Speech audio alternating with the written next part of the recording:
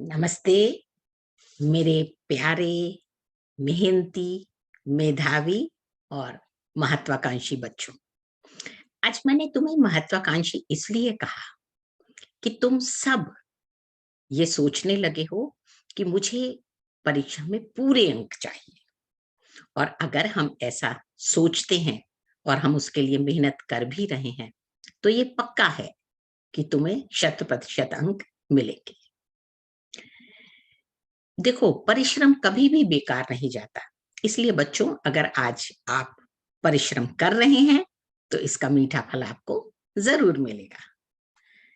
आज जैसे मैंने पहले कहा था कि मैं आपको अनुच्छेद और निबंध के बीच अंतर बताऊँगी और साथ-साथ आपको उदाहरण भी दूँगी ताकि आप उस बात को अच्छी तरह से समझ सकें।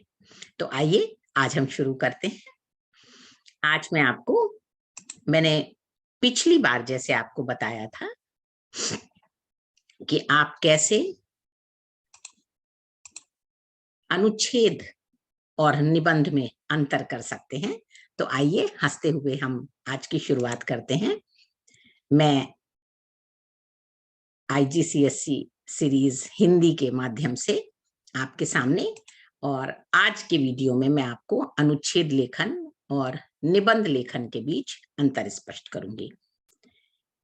सबसे पहले ये समझने वाली बात है कि अनुच्छेद और निबंध में बेसिक तौर पर क्या अंतर है, क्योंकि अनुच्छेद हम सिर्फ एक ही पैराग्राफ में लिखते हैं और निबंध में हमारे पास कई पैराग्राफ होते हैं। आप यहाँ पर देख सकते हैं कि मैंने दोनों पक्षों को साथ में लिखकर दिखाया है ताकि आप इस बात को समझ सकें। दूसरी बात मैं आपको याद दिलाना चाहूंगी बच्चों, आप कभी भी अनुच्छेद लिखते समय अपनी बात को बार-बार दोहराएं मत, क्योंकि प्रायः अनुच्छेद में शब्द सीमा सिर्फ 100 या 150 होती है। तो अगर आप अपनी बात को बार-बार लिखेंगे, तो फिर आपकी जो विषय वस्तु है वो कम हो जाएगी। तो इसलिए आप ऐसी गलती बिल्कुल भी नहीं करेंगे। जबकि निबंध में भी आप अपनी बात को बार-बार नहीं लिखेंगे।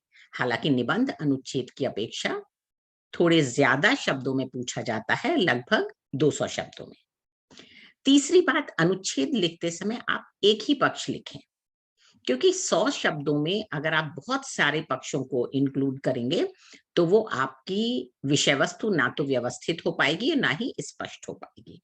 तो आप कोशिश करें कि आप एक ही पक्ष लिखें, जबकि आप निबंध में लाभ हानि दोनों पक्षों के बारे में बात कर सकते हैं। अनुच्छेद लेखन एक स्वतंत्र लेखन है। इसमें आप विषय वस्तु को प्रभावशाली बनाने के लिए आप किसी दोहे का इस्तेमाल कर सकते हैं। दोहा लिखकर प्रारंभ भी कर सकते हैं और दोहा लिखकर अंत भी कर सकते हैं। पर आप जो भी विषय वस्तु लिख रहे हैं, उसको पहले थोड़ी योजना बना लें, व्यवस्थित कर लें और फिर शब्द सीमा का ध्यान रखते हुए लिखें। निबंध के बारे में अगर हम कहेंगे, तो निबंध एक साहित्यिक रचना है जिसका अर्थ किसी भी विशेष मुद्दे या किसी विषय का विश्लेषण करना, उस पर चर्चा करना होता है। और निबंध में हम विशेषज्ञों के विचारों को शामिल कर सकते हैं। आइए आगे देखते हैं। अगर आप अनुच्छेद में उदाहरण लिख रहे हैं, तो कोशिश करें कि वो उदाहरण आप छोटे में लिखें, संक्षिप्त लिखें और अपने आप में स्पष्ट और पूर्ण जरूर हो, ताकि वो पढ़ने वाले को बात समझ में आ पाए। निबंध लिखते समय आप विषय के अनुरूप जो भी औचित्यता साबित करने के लिए अगर आप कुछ प्रमाण देना चाहते हैं, तो अवश्य शामिल करें। एक अच्छे अनुच्छेद में मुख्य विचार अंत में लिखा जाता है। बच्चों, इस विषय की तरफ, इस बिंदु की तरफ आप जरूर ध्यान दें कि जैसे निबंध में आप उपसंहार लिखते हैं, वैसे ही आपकी अनुच्छेद में जो आखिरी पंक्ति है, वो आपके विषय का निचोड़ होना चाहिए। ये एक अच्छा अंत माना जाता है। आप यहाँ पर एक दोहे का इस्तेमाल भी कर सकते हैं या किसी महान व्यक्ति की कही हुई बात को भी कोट कर सकते हैं। अंत में मैं फिर एक बार दोहराऊंगी कि दिए गए संकेत बिंदुओं को आप अपने अनुच्छेद में जरूर शामिल करेंगे, क्योंकि ये आपके प्रश्न में संकेत बिंदु दिए गए होते हैं। आपको एक ही पैराग्राफ लिखना है, लेकिन उसमें वो तीनों संकेत बिंदु शामिल होने चाहिए। निबंध लिखते समय भी आप इस बात का ध्यान रखेंगे कि आपको जो भी संकेत बिंदु दिए गए हैं उनको आप निबंध में शामिल करेंगे। आपके पास 3 या 4 पैराग्राफ होंगे और उस समय भी आप शब्द सीमा का ध्यान रखेंगे। तो आइए बच्चों, हम एक उदाहरण देखते हैं और उससे पहले मैं आपको प्रश्न दिखाती हूँ। ये यहाँ पर एक प्रश्न दिया गया है कि नीचे दिए गए संकेत बिंदुओं को आधार मानते हुए अभ्यास के महत्व पर 150 से 200 शब्दों में अनुच्छेद लिखिए। यहाँ मैंने दिया है 150 से 200 शब्दों में, पर प्रायः आपको 100, 120 या अधिकतम 150 शब्दों में पूछा जाता है। तो आपको मैं ये जो उदाहरण दे रही हूँ, इसमें से आप 1-2 लाइनें कम भी कर सकते हैं, ताकि आपकी लिखित विषय वस्तु शब्द सीमा के अंतर्गत ही रहे। वो मैं आपको अभी उदाहरण के समय बताऊंगी कि आप उसमें से क्या कम कर सकते हैं। इस प्रश्न के साथ संकेत बिंदु दिए गए हैं: अभ्यास का अर्थ, अभ्यास के उदाहरण और अभ्यास सफलता की कुंजी। तो इन तीनों संकेत बिंदुओं को शामिल करते हुए हम एक उदाहरण पर चलते हैं। ये है आपके सामने एक उदाहरण, अभ्यास का महत्व। अनुच्छेद में आप आवश्यकता अनुसार शीर्षक दे भी सकते हैं। प्रायः प्रश्न में ये शामिल होता है, तो आप उसी शीर्षक का भी इस्तेमाल कर सकते हैं। ये अनुच्छेद मैंने आपको दिखाया है लिख के। अभ्यास का तात्पर्य है किसी भी काम को बार बार करके कुशलता प्राप्त करना या पूर्णता प्राप्त करना। अभ्यास के बिना जीवन में सफलता नहीं मिल सकती। जब हम कोई काम पहली बार करते हैं तो प्रायः वह कठिन लगता है, परंतु यदि उस कार्य को कठिन समझकर बैठ जाएंगे तो कभी भी हम उस कार्य को नहीं कर पाएंगे।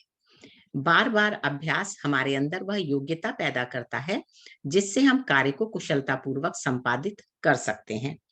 अमेरिका के भूतपूर्व राष्ट्रपति अब्राहम लिंकन प्रारंभ में हर चुनाव बार बार हारे, परंतु उन्होंने अभ्यास का क्रम नहीं छोड़ा और एक दिन राष्ट्रपति पद प्राप्त कर लिया। यदि हम अभ्यास छोड़ देंगे तो सफलता हमें छोड़ देगी। अभ्यास से विद्या भी अमृत बन जाती है। यह सत्य है कि यदि बहुत बड़ा गणितज्ञ भी गणित का अभ्यास करना छोड़ देगा तो गणित उसे छोड़ देगा। खिलाड़ी यदि खेल का अभ्यास नहीं करेगा तो कभी भी कीर्तिमान स्थापित नहीं कर पाएगा। अतः हमें निरंतर अभ्यास अनिवार्य रूप से करते रहना चाहिए ताकि हम अपने क्षेत्र में कीर्तिमान स्थापित कर सकें। इस प्रकार अभ्यास सफलता की कुंजी है। करत करत अभ्यास के जड़मति होत सुजान, रसरी आवत जात ते सिल पर परत निशान। अर्थात बार बार अभ्यास करने से मंद बुद्धि व्यक्ति भी कुशलता प्राप्त कर सकता है। जिस प्रकार रस्सी बार बार घिसने से पत्थर की शिला पर भी निशान छोड़ जाती है। ये हुआ अनुच्छेद लेखन। बच्चों, यहाँ पर आप देख रहे हैं मैंने कुछ पंक्तियां लाल रंग से लिख कर दिखाई हैं। अगर आपको अपनी शब्द सीमा यहाँ पर कम करना चाहते हैं, कम करनी है, तो आप इन पंक्तियों को हटा भी सकते हैं। उसके बावजूद भी ये आपका संपूर्ण अनुच्छेद होगा। ऐसा नहीं होगा कि कोई भी कही हुई बात आपकी अस्पष्ट हो जाए। तो ये मैंने एक उदाहरण दिया है, इसको आप पढ़ें, समझें, और अगर आपको कोई भी बात नहीं समझ में आती है या आप इससे आगे बढ़कर कुछ जानकारी चाहते हैं तो आप मुझे बेशक मेल कर सकते हैं, मैं आपको जवाब दूंगी। आइए इसके बाद हम एक प्रश्न देखते हैं और निबंध लेखन पर भी बात कर लेते हैं। निबंध लेखन के लिए यहाँ मैंने एक प्रश्न दिया है। नीचे दिए गए संकेत बिंदुओं को आधार मानकर मन के हारे हार है, मन के जीते जीत, इस विषय पर लगभग 200 शब्दों में निबंध लिखिए। निबंध के साथ भी आपको संकेत बिंदु दिए गए होते हैं। यहाँ पर संकेत बिंदु है विषय का अर्थ, सामाजिक उदाहरण, लाभ, हानि और उपसंहार।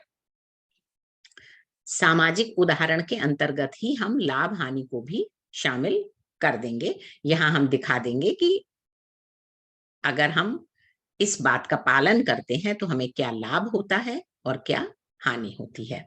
आइए हम जल्दी से इसका भी एक उदाहरण देखते हैं। ये है आपका निबंध लेखन। निबंध में मैंने बताया था कि प्रस्तावना, विषय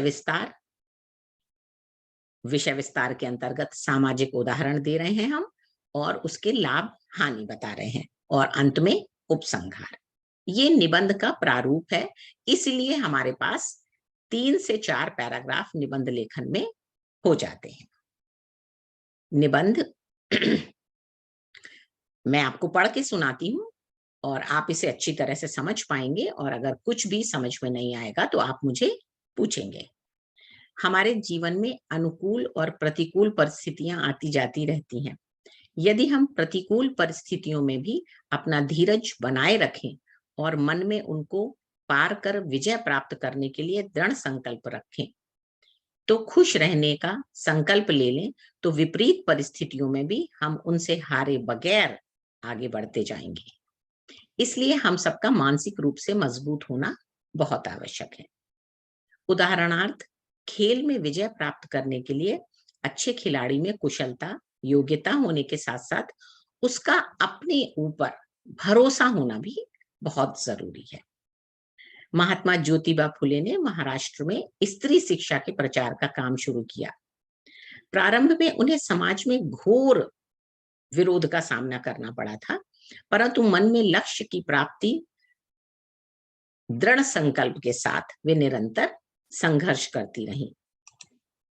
अंत में उन्होंने स्त्री शिक्षा की मशाल जलाकर सिद्ध कर दिया कि मन के हारे हार है, मन के जीते जीत। यदि हमारे मन में उत्साह, उमंग भरा हो, मन में विश्वास हो, तो हमें सफलता प्राप्त हो ही जाती है। इसके विपरीत यदि मन में भय, निराशा के भाव भरे हों, तो सफलता भी हमसे दूर भागती रहती है। जय, पराजय, लाभ, हानि, यश, अपयश और दुख, सुख सब मन के ही कारण है। इसलिए व्यक्ति जैसा अनुभव करेगा वैसा ही बनेगा। अतः हमेशा हमें अपने मन में सकारात्मक सोच रखनी चाहिए। सच ही कहा गया है, मन झूमे मन बावरा, मन की अद्भुत रीत, मन के हारे हार है, मन के जीते जीत। मुझे पूरी उम्मीद है बच्चों, अब आपको अनुच्छेद और निबंध लेखन के बीच ये अंतर अच्छी तरह से स्पष्ट हो गया होगा। अगले वीडियो में मैं आपको लेख के बारे में बताऊंगी कि लेख किस तरह से अनुच्छेद और निबंध लेखन से अलग है। आज के लिए बस इतना ही। आप सभी को 100% अंकों के लिए शुभकामनाओं के साथ नमस्ते, धन्यवाद।